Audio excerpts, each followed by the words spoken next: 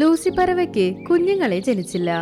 ഏട്ടാ, ഞാനും മറ്റു പറവകളെ പോലെ അമ്മയാവാൻ ആഗ്രഹിക്കുന്നു. എനിക്കും ഒരു കുഞ്ഞ് അമ്മയെന്ന് വിളിക്കാൻ ആഗ്രഹമുണ്ടാകില്ലേ? കുഞ്ഞിന്റെ സ്നേഹം എനിക്കില്ലേ? എനിക്ക് അത് അറിയാം ലൂസി. എന്നാൽ എന്ത് ചെയ്യാനാണ്?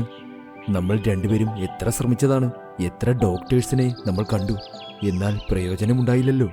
നിങ്ങൾക്ക് വിരോധമില്ലെങ്കിൽ നമുക്കൊരു കുഞ്ഞിനെ ദത്തെടുത്താലോ? എന്താ, ദത്തെടുക്കണമെന്നോ? നിനക്കെന്താ ഭ്രാന്ത് വല്ലതുമുണ്ടോ? മറ്റൊരാളുടെ കുഞ്ഞിന് ഞാൻ എന്റെ പേര് നൽകില്ല. എനിക്ക് എന്റെ പിൻഗാമിയാണ് വേണ്ടത്, അല്ലെങ്കിൽ ഇങ്ങനെ തന്നെ ജീവിക്കാം.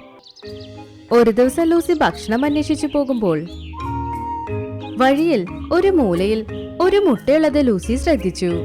അത് കണ്ട് അവൾ അവിടെ നിന്നു. ആഹാ, ഈ മുട്ട ആരുടേത്? ഇനി കുറച്ചു സമയത്തിൽ ഈ മുട്ട പൊട്ടാൻ പോകുന്നു. ഇതിന്റെ അമ്മ എവിടെ പോയി? ശരി, അവരുടെ അമ്മ വരുന്നവരെ ഞാൻ ഇവിടെ ഇരുന്നത് നോക്കിക്കോളാം. ഞാൻ ഇത്ര നേരമായി കുഞ്ഞിന്റെ അമ്മയ്ക്ക് വേണ്ടി കാത്തിരിക്കുന്നു. പക്ഷെ ഇവിടെ ആരും വരുന്നില്ലല്ലോ. പക്ഷേ ഈ കുഞ്ഞിനെ അങ്ങനെ വിട്ടിട്ട് പോകാനും പറ്റില്ലല്ലോ. ഇപ്പൊ ഞാൻ എന്ത് ചെയ്യും? ശരി, ഇനി കുറച്ചു നേരം കാത്തിരിക്കാം. ലൂസി ആ മുട്ടയെടുത്തുകൊണ്ട് അവളുടെ കൂട്ടിലേക്ക് പോയി. അന്ന് രാത്രി ആ മുട്ട പൊട്ടി അതിൽ നിന്നൊരു പറവ പുറത്തേക്ക് വന്നു. ആ കുഞ്ഞു പറവ ആദ്യം ലൂസിയുടെ മുഖമാണ് കണ്ടത്. അതുകൊണ്ടത് ലൂസിയെ അമ്മയായി കരുതി. ആഹാ, ഈ കുഞ്ഞ് എത്ര സുന്ദരിയാണ്! ഇത്ര ദിവസം ഇത്ര ഭംഗിയുള്ള കുഞ്ഞിനെ കണ്ടിട്ടില്ല. അയ്യോ, ഈ കുഞ്ഞിനെ ആരുടെ കണ്ണും തട്ടരുത്. കുറച്ചു നാൾക്ക് ശേഷം അവളുടെ ഭർത്താവ് വന്നു. അയ്യോ, ഇത് ആരുടെ കുഞ്ഞാണ്? ലൂസി, ഇത് ആരുടെ കുഞ്ഞാണ്? ഇത് നമ്മുടെ കുഞ്ഞാ. എത്ര ഭംഗിയുണ്ടല്ലേ കുഞ്ഞ്! എനിക്ക് നോക്കിക്കൊണ്ടിരിക്കാൻ തോന്നുന്നു. ലൂസി, നിനക്കെന്താ ഭ്രാന്തായോ? പെട്ടെന്ന് നിനക്ക് എവിടെ നീ കുഞ്ഞിനെ കിട്ടി? സത്യം പറ, ഈ കുഞ്ഞിനെ നീ എവിടെ നിന്നും കൊണ്ടുവന്നതാ? നിങ്ങൾ എന്തെങ്ങനെയൊക്കെ പറയുന്നേ? ഇത് ദൈവം എനിക്ക് തന്ന വരം. ഞാൻ കുറച്ചു ദിവസം മുൻപ് ഭക്ഷണം അന്വേഷിച്ചു പോയി. ഈ കുഞ്ഞ് അവിടെ കിട്ടി. അതിന് ആരുമില്ല. അതുകൊണ്ട് ഞാൻ നോക്കുന്നത്.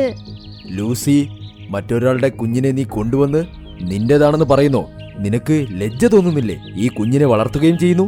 ഈ കുഞ്ഞിനെ ആരുടെ കുഞ്ഞെന്ന് പറയുന്ന എത്ര ധൈര്യമാണ്? ഇത് എന്റെ കുഞ്ഞാ. ആ ചെറിയ കുരുവി അവിടെ നിന്നെല്ലാം നോക്കിക്കൊണ്ടിരുന്നു. പിന്നെ അമ്മയുടെ പുറകിൽ ചെന്ന് അതൊളിഞ്ഞു. ഹേയ്, നീ എവിടെയാ ഒളിക്കുന്നത്? വാ, എന്റെ കൂടെ വാ. നിന്നെ വെളിയിൽ വിട്ടിട്ട് വരാം. ഇത് ആരുടെ കുഞ്ഞാണെന്നേ അറിയില്ല. ആരുടെ തലമുറയാണോ ഇങ്ങനെ അനാഥയായി ഉപേക്ഷിച്ചിരിക്കുന്നല്ലോ. നിങ്ങൾ എന്റെ കുഞ്ഞിനെ തൊട്ട അത്ര തന്നെ. അത് കഴിഞ്ഞ് ലൂസി പറവയുടെ ഭർത്താവ് ആ കുഞ്ഞിനെ എടുത്തപ്പോൾ ലൂസി വളരെ ദേഷ്യത്തിൽ അവന്റെ കൈ തട്ടിവിട്ട് പിന്നെ പറഞ്ഞു, ഉടനെ നിങ്ങൾ ഇവിടുന്ന് പുറത്തു പോകൂ. നിങ്ങൾക്ക് എവിടെയാ സന്തോഷം അവിടെ ഇരുന്നോളൂ. നിങ്ങളുടെ കൂടെ എനിക്ക് ജീവിക്കണ്ട. ഞാനും എന്റെ കുഞ്ഞും ഇവിടെ വേറൊരു കൂട് പണിത് അവിടെ ജീവിക്കാം.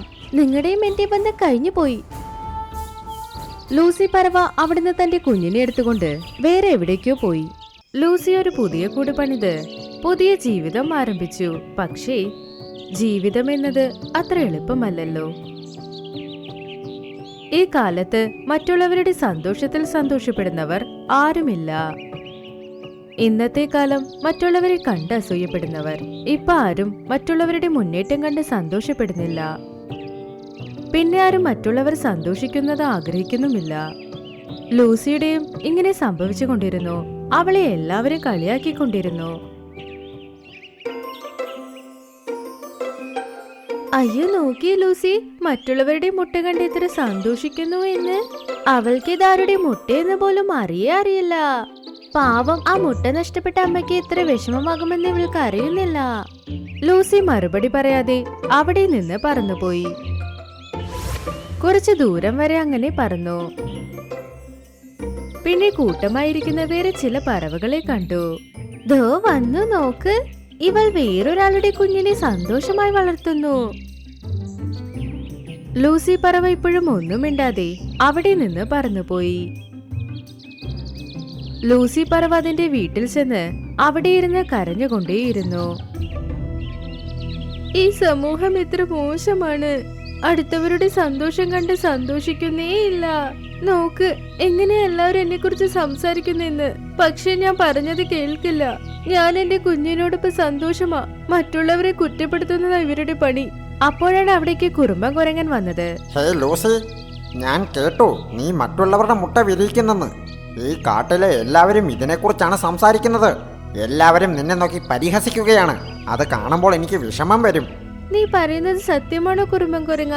മറ്റുള്ളവരെ പോലെ നീ എനിക്ക് എതിരല്ലേ? അതെ, നീ ഇപ്പോൾ ചെയ്യുന്നത് ഒരു ശരിയായ പ്രവൃത്തിയാണ്. കുഞ്ഞിനെ പ്രസവിക്കുന്നതിനേക്കാൾ വളർത്തുന്നതിനാണ് മഹത്വം. രക്തബന്ധം കൊണ്ട് സ്നേഹം വരാൻ പാടില്ല, സ്വന്തം അമ്മയാണെങ്കിലും വളർത്തമ്മയാണെങ്കിലും.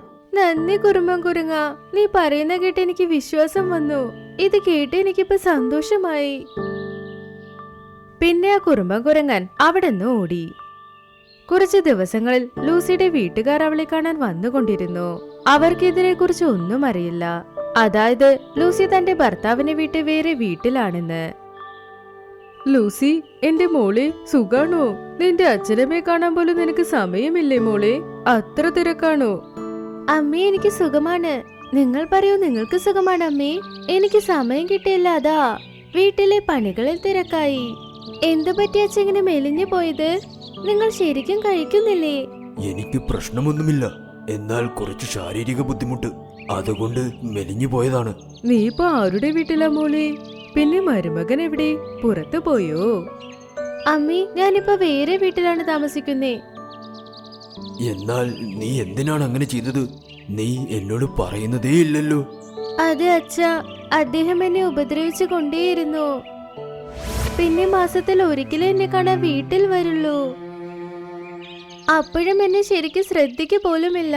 അത് മാത്രമല്ല, ഞങ്ങൾക്ക് കുഞ്ഞുങ്ങളില്ല. അതിനെക്കുറിച്ചും അദ്ദേഹം ചിന്തിക്കുന്നില്ല. അപ്പോഴാണ് അവിടേക്ക് പരി പറവ വന്നത്. അമ്മേ, ഇതാരാ? പരിക്കുട്ടി, ഇത് നിന്റെ മുത്തശ്ശൻ മുത്തശ്ശി. അവരോട് ഹലോ പറ.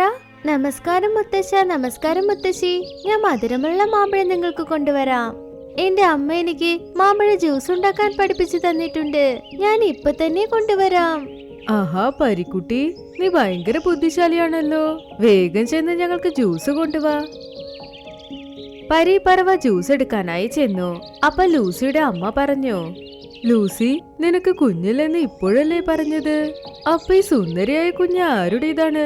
മരുമകന് കുഞ്ഞിനെ കുറിച്ച് ചിന്തയില്ലെന്ന് പറഞ്ഞു. അപ്പൊ ഈ കുഞ്ഞാരാ?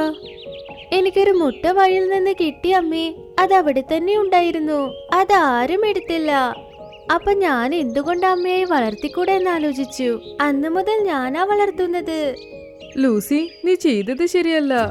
അടുത്തവരുടെ കുഞ്ഞിനെ നീ എങ്ങനെ വളർത്തും? ഇത് വേറെ ആളുടെ രക്തമാണ്. ഇങ്ങനെ ചെയ്ത് നീ എത്ര വലിയ തെറ്റ് ചെയ്തെന്നറിയില്ല. നോക്കു മോളെ, ഇവളുടെ അമ്മ ഇവിടെ വന്ന് ഇവളെ കൂട്ടിക്കൊണ്ടുപോയാൽ നീ എത്രത്തോളം വിഷമിക്കും. ഒരുപക്ഷെ അവർ വന്ന് അവരുടെ കുഞ്ഞിനെ കൂട്ടിക്കൊണ്ടുപോയാൽ. അമ്മേ, നിങ്ങൾ മറ്റുള്ളവരെ പോലെ സംസാരിക്കല്ലേ. എല്ലാരും ഇതാ പറയുന്നേ. പക്ഷെ ഞാനാ വളർത്തി. ഞാനാണ് ഇവളുടെ അമ്മ. പക്ഷെ മോളെ, അച്ഛൻ പറയുന്നത് ശരിയാണ്. അവളുടെ ശരിക്കുള്ള അമ്മ വന്നാ നീ എന്ത് ചെയ്യും? അവളുടെ ശരിക്കുള്ള അമ്മ വന്നാലും ഞാൻ അവളെ പോകാൻ സമ്മതിക്കില്ല. പരി എന്റെ വയറ്റിൽ ജനിച്ചില്ലെങ്കിലും അവൾ എന്റെ കുഞ്ഞാണ്. അതുമല്ലാതെ ഞാനാ വളർത്തിയത്. ഞാൻ ആർക്കും കൊടുക്കില്ല. മോളെ, എല്ലാ പ്രശ്നത്തിലും ഞാൻ ഉണ്ടാകും നിന്റെ കൂടെ. നീ എല്ലാം എന്നോട് തുറന്നു പറഞ്ഞാൽ മാത്രം മതി. എന്ത് പ്രശ്നം വന്നാലും നീ വിഷമിക്കണ്ട. നിന്റെ അച്ഛനമ്മ കൂടെയുണ്ട്. അമ്മേ, അച്ഛാ, നിങ്ങൾക്ക് ഒരുപാട് നന്ദി. ഞാൻ ഈ ജീവിതത്തിൽ ഒറ്റയ്ക്ക് പോരാടണമെന്ന് വിചാരിച്ചു കൊണ്ടിരുന്നു. പക്ഷെ ഇപ്പോ നിങ്ങൾ എന്റെ കൂടെയുള്ളത് കൊണ്ട് സന്തോഷമായി. ഇല്ല മോളെ, ഞങ്ങൾ നിന്നെ എത്ര വഴക്കു പറഞ്ഞാലും എപ്പോഴും നിന്നെ ഞങ്ങൾ സഹായിക്കും. കുറച്ചു നേരം കഴിഞ്ഞ് ലൂസിയുടെ അമ്മയും അച്ഛനും അവിടെ നിന്ന് പുറപ്പെട്ടു. പിന്നെ എന്ത് സമയത്ത് എന്ത് സംഭവിക്കുമെന്ന് ആർക്കും അറിയില്ല. എന്തെന്നാൽ ലൂസിയുടെ അമ്മ പറഞ്ഞ കാര്യം സത്യമായി. ഒരു ദിവസം പരിയുടെ അമ്മ മോനിക്ക പറവ പരിയെ അന്വേഷിച്ച് ലൂസിയുടെ വീട്ടിലേക്ക് വന്നു.